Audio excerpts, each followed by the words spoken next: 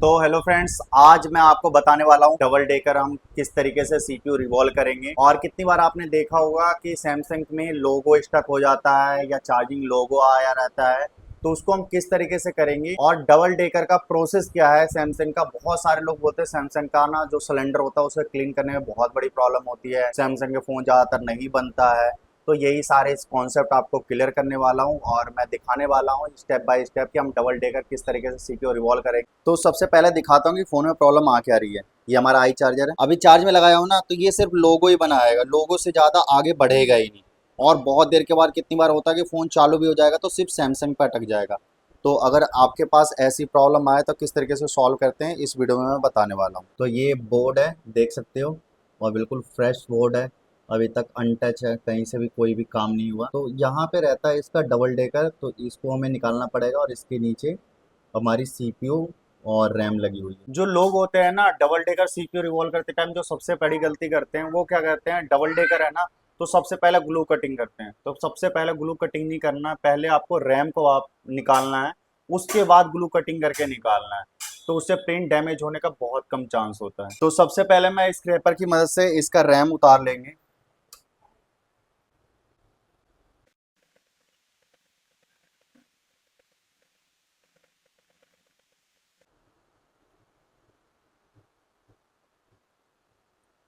तो हमारा सेफली तरीके से ये देखो रैम निकल चुका है,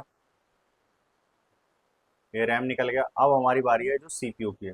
तो सीपीयू निकालने से पहले हमें क्या करना पड़ेगा, इसकी ब्लैक जितनी भी साइड की ग्लू है ना, वाइट ग्लू, उसकी कटिंग करनी पड़ेगी। तो हम पहले रैम को साइड कर देते हैं और ग्लू कटिंग करने के लिए ये स्क्रैपर मैं यूज़ कर रहा हूँ और इसकी हीटिंग रखेंगे 260 के करीब।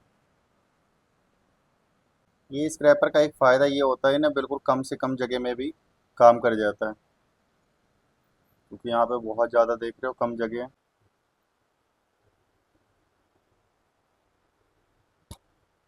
तो सीपीयू भी निकाल लेते हैं।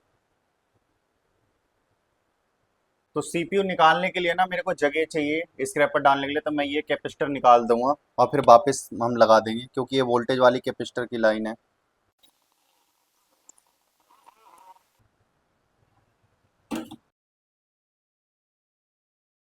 हमारी ये निकलने के लिए रेडी है बिल्कुल, ये निकल गया।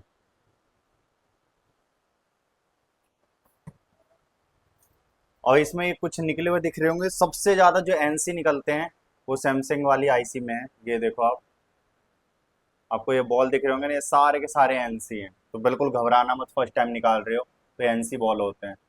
तो ये हमारी सीपीयू है। अब ये हमारा जो सबसे पहला काम रहेगा वो सरफेस को बिल्कुल अच्छी तरीके से क्लीन करना होगा, फिर हम आईसी को क्लीन करेंगे।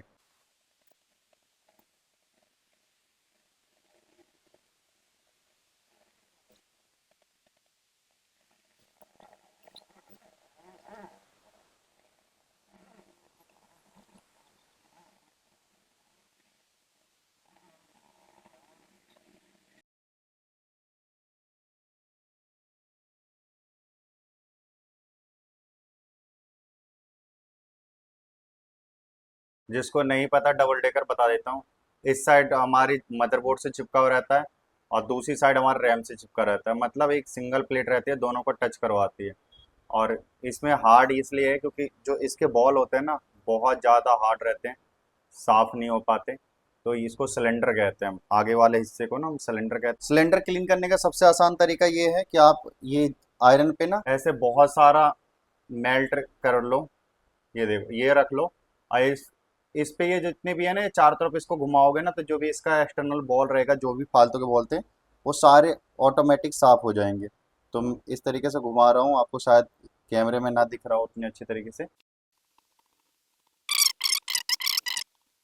अब जब ध्यान से देखोगे ना, तो कुछ बॉल ना ऐसे होते हैं जो ना अंदर से क्लीन नहीं होते। ये यहाँ पे एक बॉल है, इसके अंदर कुछ डस्ट है। तो हर किसी के अंदर कुछ ना कुछ डस्ट होता है। तो हमेशा ये ऐसा वाला बिल्कुल नया फ्रेश ब्रश इस्तेमाल करेंगे और उससे क्लीन करेंगे।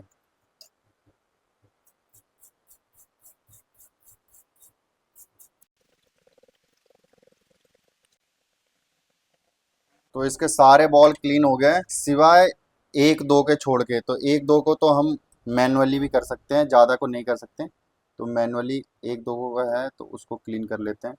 ये हो गया, और एक यहाँ पे है, अब जो हमारा अगला काम रहेगा, इसमें पीपीडी भरना होगा। तो पीपीडी भर लेते हैं, और इसमें पीपीडी ना बिल्कुल गीला भरेंगे। इसमें सुखाने के ड्राई करने की जरूरत नहीं है, डायरेक्ट इस तरीके से पीपीडी लिया।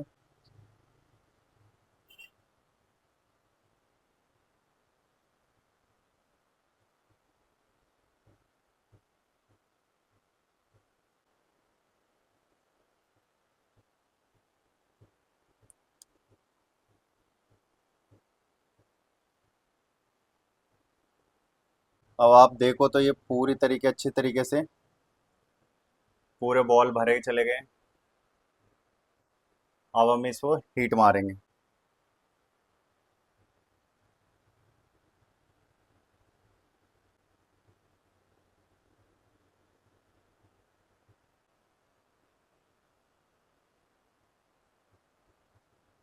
और करते टाइम ध्यान देना कि कोई ऐसा बॉल हो जो ना बन रहा हो।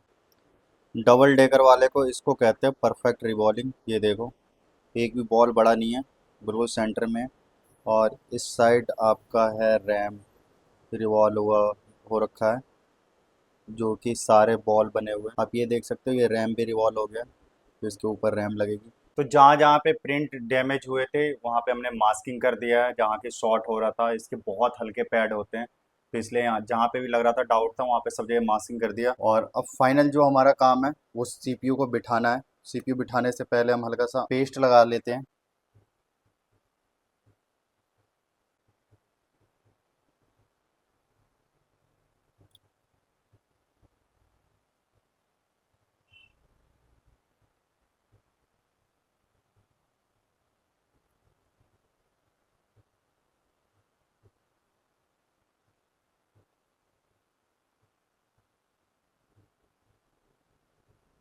तो बिल्कुल सेंटर टू सेंटर बिठा दिया। अब इस पे हम सिर्फ हीट मारेंगे और इसको बिठा देते हैं। फाइनल टच देने के लिए ना आपको पता कैसे चलेगा, यहाँ पे ये देखो मेल्ट होने लग जाता है, तो समझ में आ जाता है कि सीपीयू के अंदर भी मेल्ट हो गया। तो ये देखो, हमने फाइनल टच इसको दे रहे हैं, ये बैठ गया है।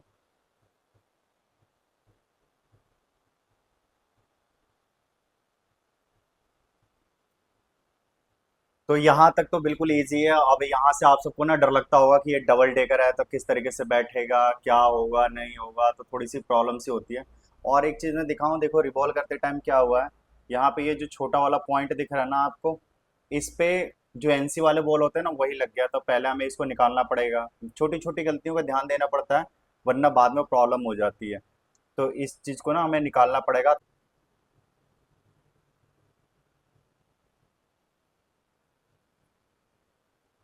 तो आप देख सकते हो मैंने ब्लेड के सहारे से उसको हटा दिया। अब हम डायरेक्ट इस पे पेस्ट लगाएंगे और रैम को भी बिठा देंगे।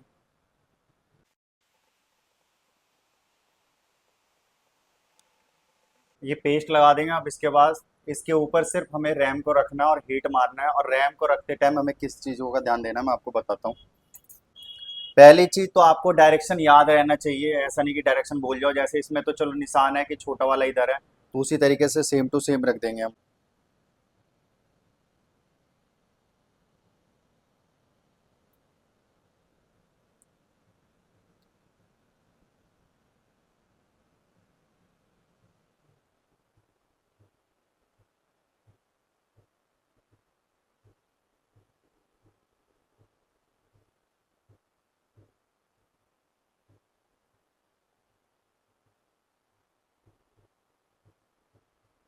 अब आप देखो तो बिना लगाए ऐसा लग रहा है जैसे हमारा इसमें पहले से बिल्कुल ये ऐसा लग रहा है जैसे ये लग चुका है, पर अभी लगा नहीं है। बिल्कुल परफेक्ट तरीके से आप बिठा दोगे और हीट मारोगे ना तो एक बार में बैठ जाएगा। बिल्कुल कंफ्यूज नहीं होना, परेशान नहीं होना कि नहीं बैठता, ऐसा कुछ नहीं। आपको लग रहा नहीं है बैठा हुआ, अब सिर्फ मैं इस पे हीट दूंगा और ये ऑटोमेटिक बैठ जाएगा। तो जिस टाइम बैठेगा तो आप देखना हल्का सा ना ऐसे ही मूव करेगा।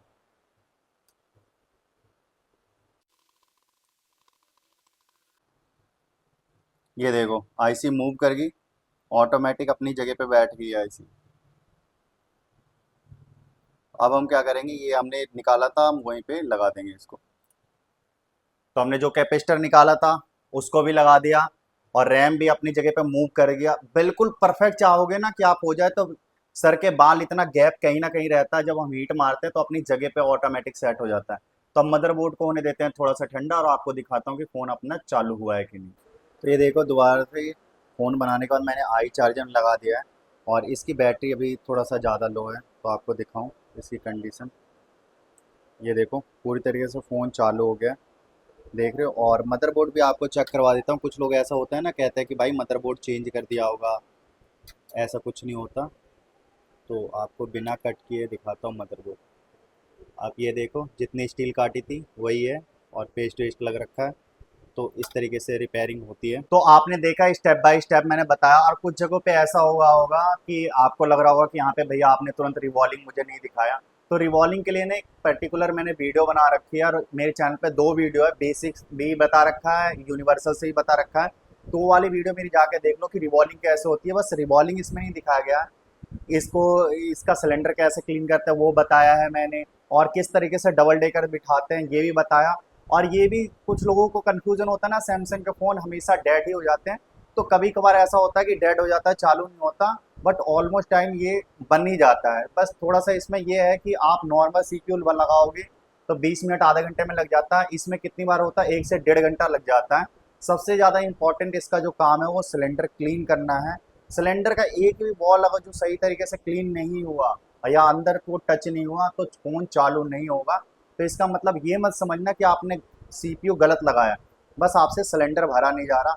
और आपको मेरे से बिल्कुल प्रैक्टिकल सीखना है आके मेरे शॉप पे, तो आप मेरे को इंस्टाग्राम पे जाओ और कांटेक्ट करो। और वीडियो अच्छी लगी तो वीडियो को लाइक करना, चैनल को सब्सक्राइब करना भूलना मत।